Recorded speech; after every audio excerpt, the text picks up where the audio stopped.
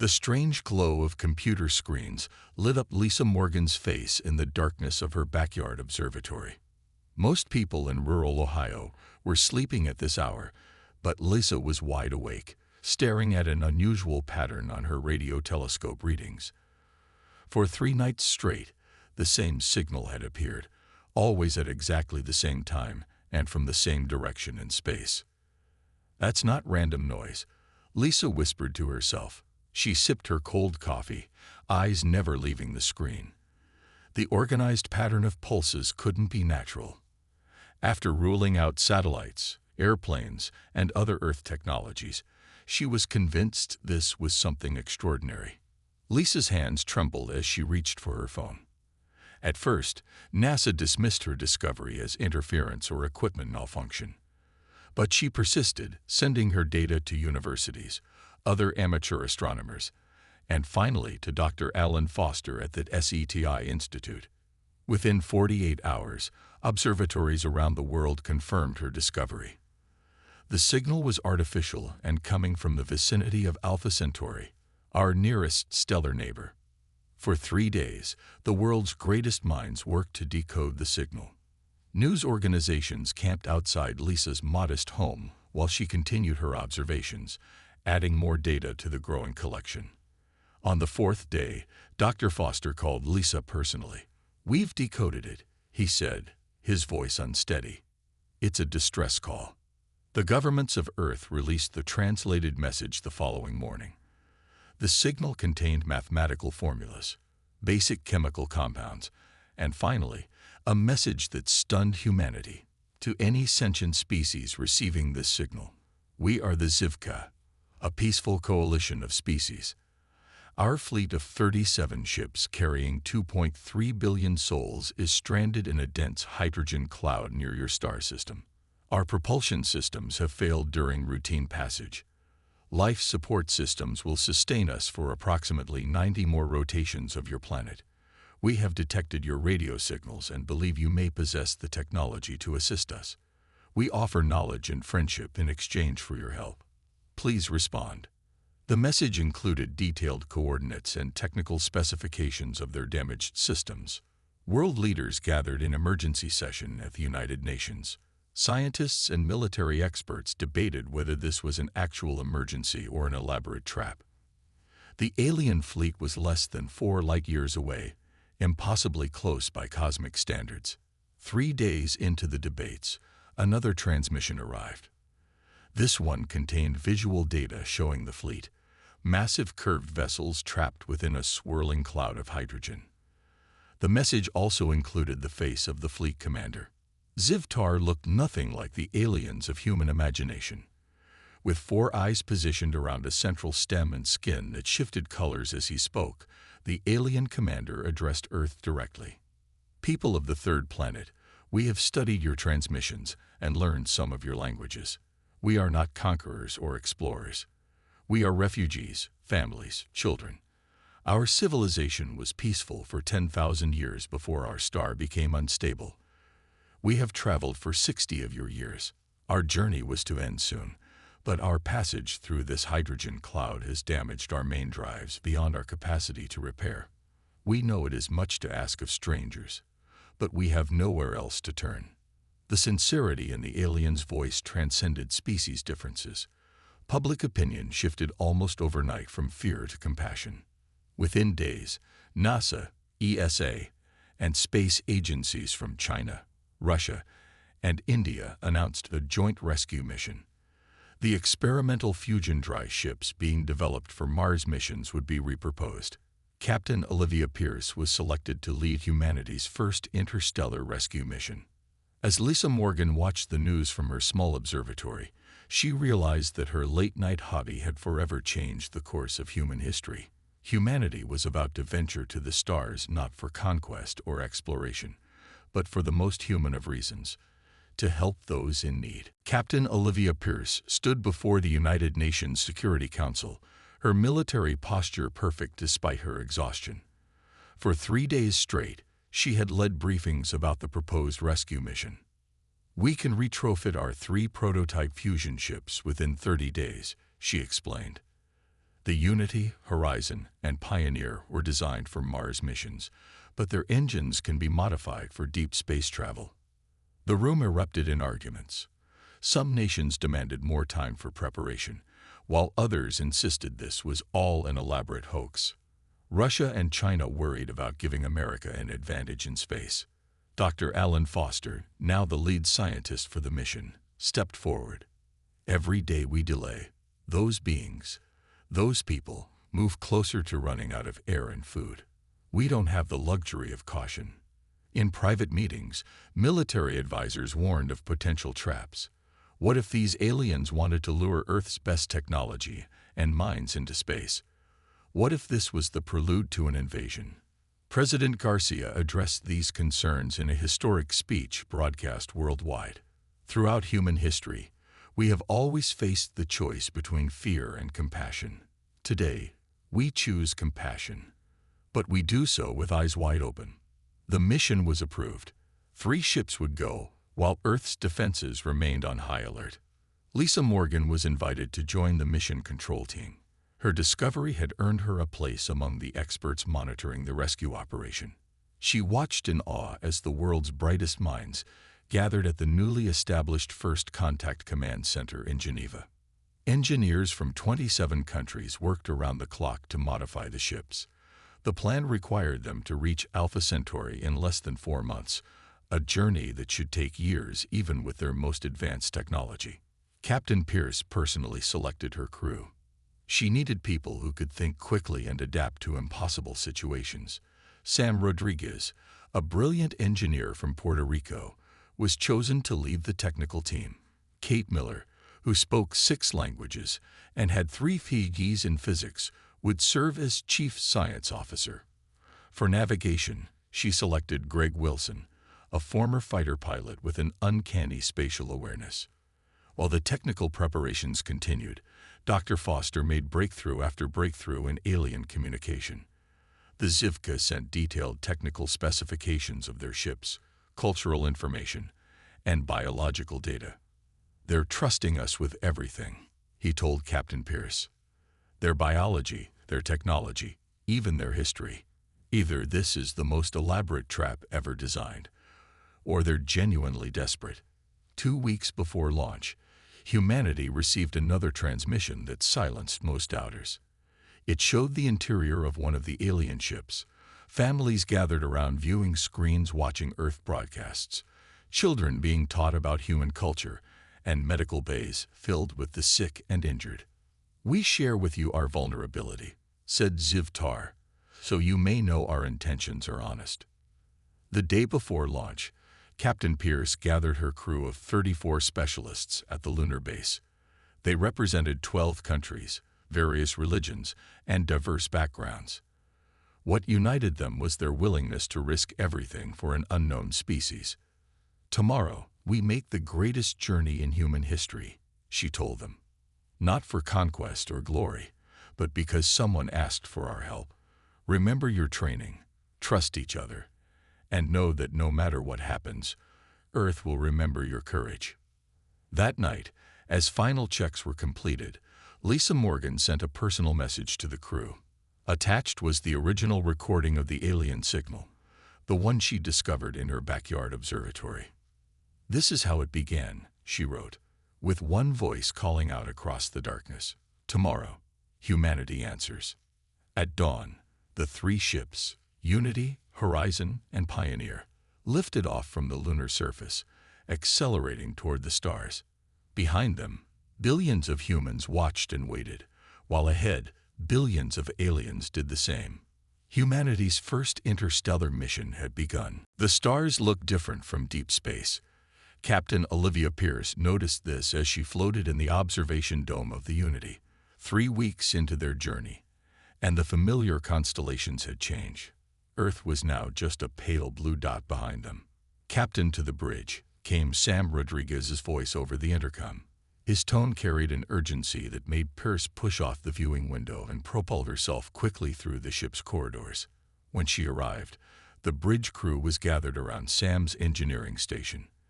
Their faces showed a mix of confusion and excitement. "What is it?" she asked. Sam pointed to his screen. The alien data package included some technical specifications we thought were theoretical. I was running diagnostics on our communication array when I noticed something strange. He pulled up a diagram. Some of our systems are resonating with patterns in the alien tech designs. Kate Miller nodded enthusiastically. We think there's a way to modify our engines using principles from their technology. It could significantly increase our speed. Greg Wilson, always the cautious one, frowned. It's risky. We'd be implementing alien tech we barely understand. Captain Pierce studied the data. Their current trajectory would bring them to the stranded fleet in just over 3 months, barely in time to save them. Any advantage could make the difference between success and failure. How long to implement these modifications? She asked. 2 days, Sam answered. Maybe 3. She made her decision. Do it. But I want constant updates and emergency protocols in place. For 3 days, the crews of all 3 ships worked to integrate the alien specifications into their engines. Earth Mission Control voiced concerns, but the distance now meant communication delays of nearly 7 minutes each way, forcing the crew to make decisions independently. On the 4th day, they were ready for the test. The 3 ships moved into formation with the Unity in the lead. Captain Pierce gave the command. Initiate modified drive sequence. Sam activated the system, but nothing happened. The engines hummed normally, but the expected power surge didn't materialize. It didn't work, Sam muttered, his disappointment evident. He reached across his console to shut down the test, and his hand brushed against an exposed circuit. The entire ship lurched. Alarms blared as the engine suddenly roared to life with unprecedented power. The stars outside the viewports stretched into lines, then vanished completely. What's happening? Captain Pierce shouted over the noise. Kate stared at her readings in disbelief. We're moving at. This can't be right. We're exceeding light speed. The Horizon and Pioneer are with us, Greg reported. Somehow they activated too. Sam looked at his hand, then at the circuit. It was our electrical field, he realized. Human bioelectricity triggered something in the system. For 17 terrifying minutes, the ships hurtled through space at impossible speeds. Then, just as suddenly, they dropped back to normal space. Greg checked the navigation system, then checked it again. Captain, he said slowly, we're at Alpha Centauri. We just traveled 4 light years in 17 minutes. The bridge fell silent as the implications sank in. Humanity had just achieved faster than light travel. Status report, Captain Pierce ordered, breaking the shocked silence. All systems functional, Sam reported. The other ships are reporting the same. I'm detecting the hydrogen cloud, Kate announced. And signals. Many signals. It's them, Captain. The alien fleet is right where they said they'd be. Captain Pierce took a deep breath. They had arrived weeks ahead of schedule with a technology breakthrough that would change humanity forever. But their mission was just beginning. Send a message to Earth, she ordered. Tell them we've arrived safely using unexpected means. Then open a channel to the alien fleet. She straightened her uniform. Let's introduce ourselves. As the communication officer worked, the main view screen filled with the image of the stranded armada. 37 massive ships trapped in a swirling cloud of hydrogen particles. Humanity's first rescue mission in interstellar space had reached its destination. The human ships approached the alien fleet cautiously. Through the viewports of the Unity, the crew stared in awe at the massive vessels. The smallest alien ship was 3 times the size of their largest Earth vessel, while the largest resembled a floating city. We're being scanned, Kate Miller reported, watching her instruments. Non-invasive. They're just checking us out. Captain Pierce nodded. Open a channel using the communication protocols they sent us. The main screen flickered, and Zivtar appeared. Seeing the alien commander in real time, rather than in recorded messages, made the crew fall silent. His 4 eyes blinked in sequence, and the skin around his central stem shifted from blue to gold.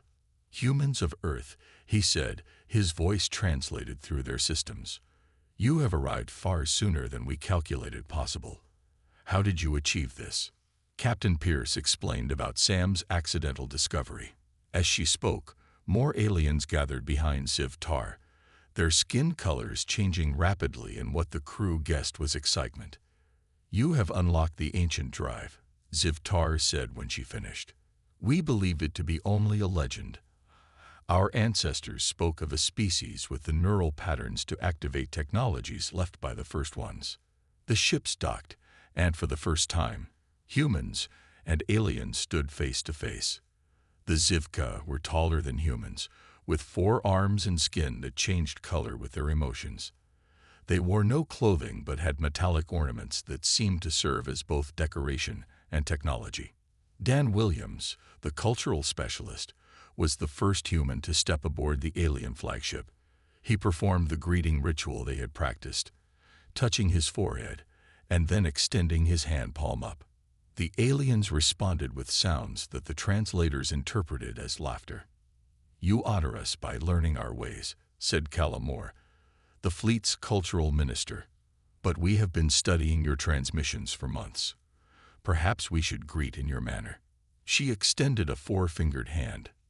Dan shook it gently, and a new chapter in interspecies relations began. Over the next 2 days, the human crew learned the full story of the alien fleet. The Zivka had fled their home system when their star began to die. What was supposed to be a temporary evacuation became permanent when their world was destroyed.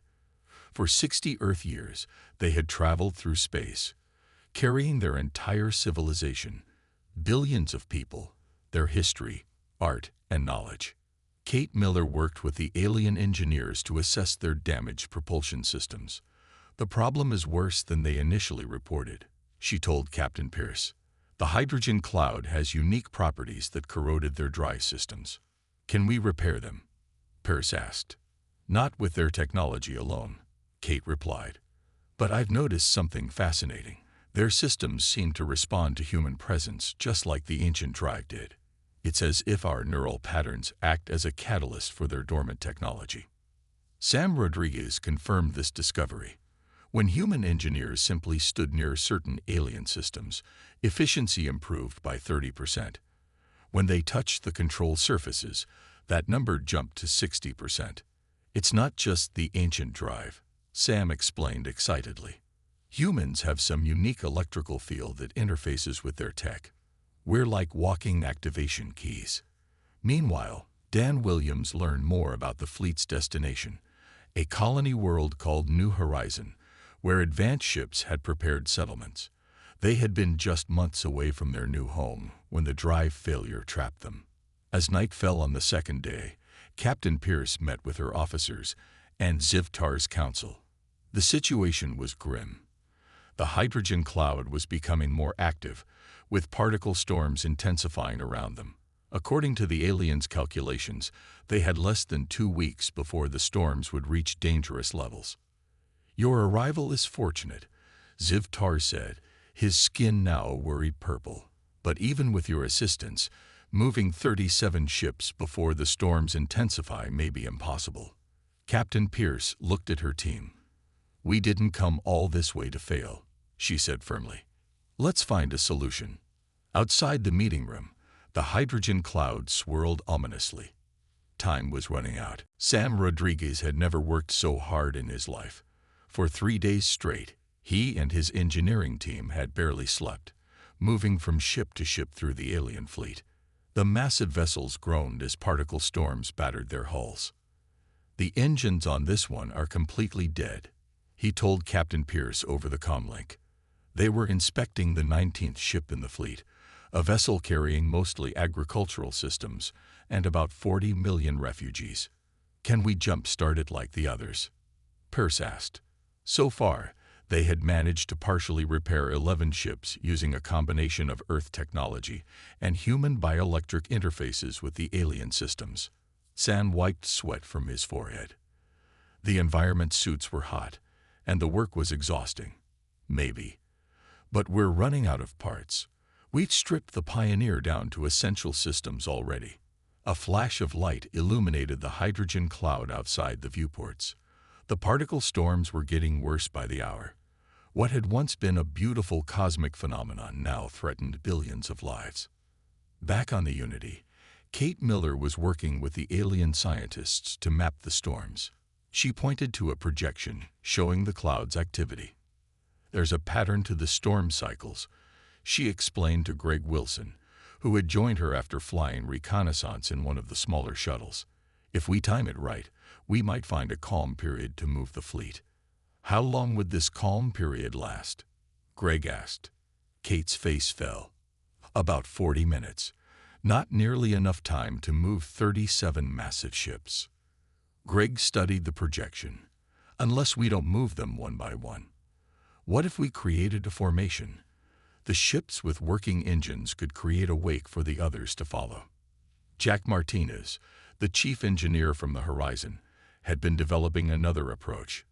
His team had constructed makeshift towing cables from a combination of Earth materials and alien metals. "The cables can withstand the stress," he explained to Ziv Tar and Captain Pierce. "We use our ships as tugs, each pulling 2 or 3 of your vessels. Once we're clear of the cloud, you can make repairs in safer conditions." The alien commander's skin shifted to a thoughtful green. "Your species continues to surprise us. Our engineers believed such a solution impossible." "Humans are good at impossible," Jack replied with a tired smile. Not all the aliens were convinced. Beartech, the fleet's security chief, vocally opposed the plan. "These humans are primitives compared to our civilization," he argued in the Alien Council chamber. "Their technology is centuries behind ours. Why should we trust our survival to them?" Ziv Tar's color darkened with what humans had learned was annoyance. "Yet these primitives traveled 4 light years in minutes using technology we thought was myth. They have shown more progress in adapting to our systems in 3 days than our engineers made in months." The debate ended when a severe particle wave struck the fleet, damaging 2 more ships. They were running out of time. The plan required human crew members on each alien vessel. Despite the risks, volunteers stepped forward.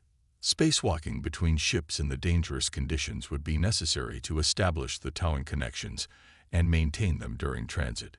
Dan Williams worked with the alien families, explaining what to expect.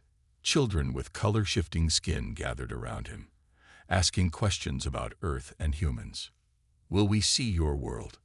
one small alien asked. "Maybe someday," Dan answered. "First, we need to get you safely to your new home." On the 4th day, they were ready for a test. The smallest alien vessel, a scout ship, was connected to the Unity with the makeshift towing cables.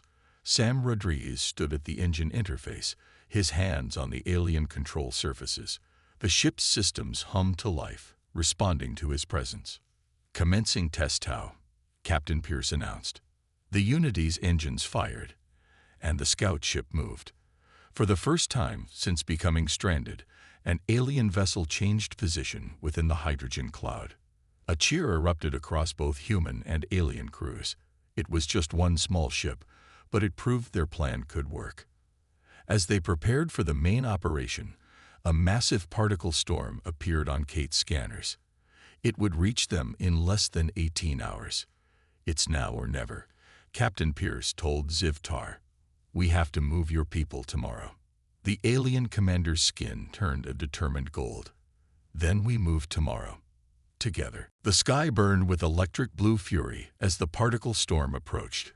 Captain Pierce watched from the Unity's bridge as lightning-like discharges flickered through the hydrogen cloud.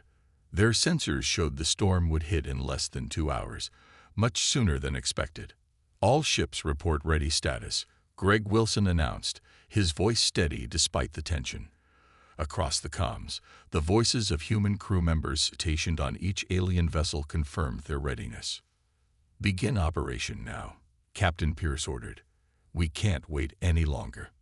The 3 Earth ships, Unity, Horizon, and the partially stripped Pioneer, moved into position. Each would lead a section of the alien fleet, pulling the largest vessels, which in turn were connected to smaller ones in a carefully planned formation. All towing cables secure, Jack Martinez reported from the horizon. Commencing power-up sequence. Natalie Simmons, the communications officer, had discovered she had the strongest bioelectric connection with the alien technology. She sat in a specially designed interface chair on the alien flagship, her hands pressed against the control surfaces. "I can feel the systems responding," she said, her voice trembling slightly. "It's like they're alive somehow, reaching out to connect with me." Captain Pierce nodded. "You're doing great, Natalie. Just like we practiced." The first ships began to move, agonizingly slowly at first. The strain on the towing cables was immediate. Warning alarms sounded throughout the Unity as the structural integrity sensors detected stress points. "Cables holding," Sam reported from engineering. "But we're at 87% of maximum tolerance already." Outside, the storm grew closer. Particles struck the outer ships, causing shield flares and power fluctuations. "Formation is breaking on the port side," Greg warned. "The Zivka agricultural vessel is drifting." Captain Pierce made a quick decision. "Greg, take a shuttle and help stabilize their navigation. They need a human interface on their bridge." Without hesitation, Greg raced to the shuttle bay. Minutes later, his small craft darted between the massive ships, dodging energy discharges from the approaching storm. On the alien agricultural vessel, the crew welcomed Greg with desperate relief. Their navigation systems were failing, and the ship had begun to spin, threatening to pull others off course with it. Greg placed his hands on their control panel. The response was immediate. Systems that had been dark lit up, and the ship stabilized. "Unity, this is Wilson. Agriculture vessel back in formation," he reported.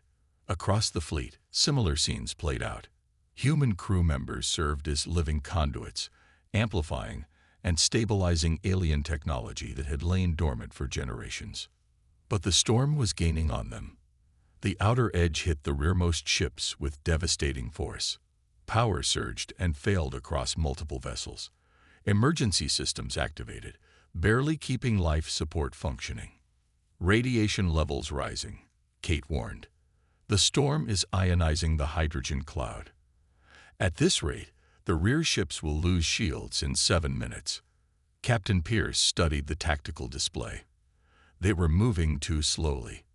The formation stretched for kilometers, with the forward ships nearly clear of the cloud, while the rear remained deeply embedded.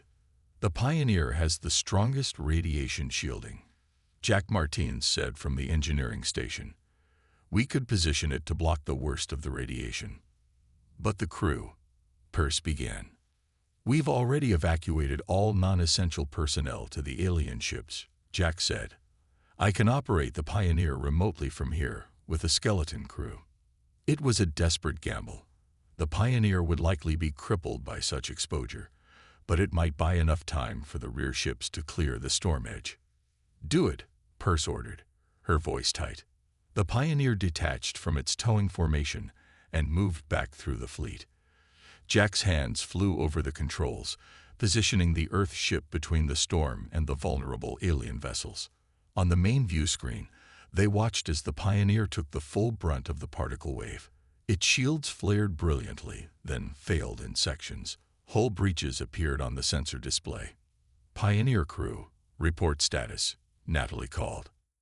Static answered, then a broken voice. "Shields at 12%. Hull integrity failing. We'll hold position as long as possible." The rest of the fleet continued moving. Minute by minute, ship by ship, they edged toward safety. The towing cables strained to breaking point. Human crew members pushed their bioelectric connections to the limit, many collapsing from exhaustion only to be replaced by others. The last of the alien vessels cleared the hydrogen cloud as the storm reached its peak intensity. Captain Pierce watched from the Unity's bridge as the final ships emerged into clear space, their hulls scorched but intact. Behind them, the cloud roiled with violent energy that would have destroyed them all if they had remained. All 37 ships accounted for, Kate Miller reported, her voice hoarse from exhaustion. Life support systems functioning on all vessels. A ragged cheer went up from the bridge crew. Many had been awake for over 60 hours straight, running on stimulants and determination. Some wept openly with relief. But celebration quickly gave way to concern for their comrades. "Any word from the Pioneer?" Captain Pierce asked, though she already suspected the answer. Natalie Simmons shook her head. No response to hails. Last telemetry showed catastrophic shield failure as they held position against the storm front. The bridge fell silent. The Pioneer and its volunteer skeleton crew had sacrificed themselves to save billions of alien lives. "Captain," Greg Wilson called from his station, "I'm detecting a small object emerging from the cloud edge." On the view screen, a battered escape pod tumbled into clear space. Its systems were failing, but sensors detected life signs inside. "Launch rescue shuttles immediately," Pierce ordered. Within hours, the 3 surviving crew members from the Pioneer were safely aboard the Unity. They had managed to reach the escape pod seconds before their ship was torn apart by the storm. Though injured, they would recover. On the alien flagship, Ziv Tar called for an assembly of all ship leaders. The human command crew stood before the gathered alien representatives, suddenly aware of how small and young their species must seem to these ancient travelers. "For generations, my people have journeyed through the stars," Ziv Tar began, his skin shimmering with gold and blue patterns. "We have encountered 17 different sentient species, some far more advanced than your own. Yet none answered our call for help. None risked their lives for strangers from the stars." The alien commander moved forward and placed all 4 of his hands on Captain Pierce's shoulders, a gesture of highest respect in their culture. "Humans of Earth," he continued, "you have shown courage beyond reason and compassion beyond expectation. The Ancient Ones spoke of a species that would one day reawaken the old technologies, a species whose minds could bridge the gap between thought and machine. We never dreamed it would be a race so young, from a world we had never known existed." In the days that followed, repairs began on all ships. The Ziv-K engineers worked alongside human crews, sharing their knowledge freely. The alien technology responded even more strongly to human touch now, as if some dormant recognition had been fully awakened. Sam Rodriguez discovered that the ancient drive technology could be replicated and improved upon. With the Zivka's help, they installed a version on the Unity and Horizon that would allow them to return to Earth in mere days rather than years. Before their departure, Ziv Tar presented Captain Pierce with a small crystalline cube. "This contains the coordinates and access protocols for the Galactic Cooperative of Sentient Species," he explained. "We have already sent word of your actions. They are expecting your representatives." Captain Pierce accepted the gift with appropriate solemnity. "We're still finding our way among the stars," she said. "We have much to learn." Ziv Tar's skin rippled with what humans now recognized as amusement. "Perhaps, but you have taught the galaxy something it had forgotten. That true advancement comes not from technology, but from the courage to use it for others." As the Unity and Horizon prepared to depart, alien ships lined up in formation to honor them. 3 Zivka diplomats would travel back to Earth with them, while a small human contingent would continue with the alien fleet to their new homeworld to establish permanent relations.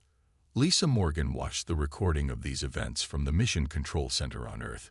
Her discovery of a strange signal had led to humanity's greatest achievement, not conquest or domination of space, but the beginning of genuine friendship among the stars. When the Unity and Horizon appeared in Earth orbit just 8 days after departing the alien fleet, they carried with them not only advanced technology and alien representatives, but also a new name for humanity. Throughout the galaxy, humans would now be known as the Impossible Saviors, the young species that did what no one thought possible, simply because someone had asked for help.